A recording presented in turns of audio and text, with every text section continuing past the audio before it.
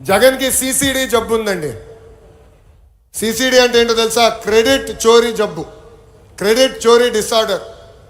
ఏకంగా పేపర్లో వార్తలు వచ్చినాయి, ఆంధ్ర రాష్ట్రానికి ఆర్సిలర్ మిత్తల్ ప్రాజెక్ట్ వస్తుందని.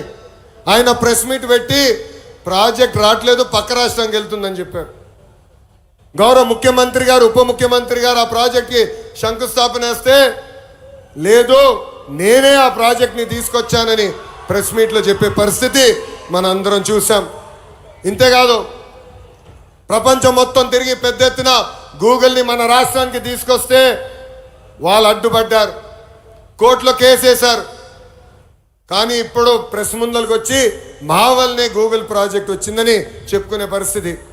ఇంకా కొన్ని సంవత్సరాలు పోతే ఆగస్ట్ 15 నాడు భారతదేశానికి స్వాతంత్రం తీసుకొచ్చింది మా తాత అని చెప్పుకునే పరిస్థితికి సిసిడి జగన్ వస్తారు.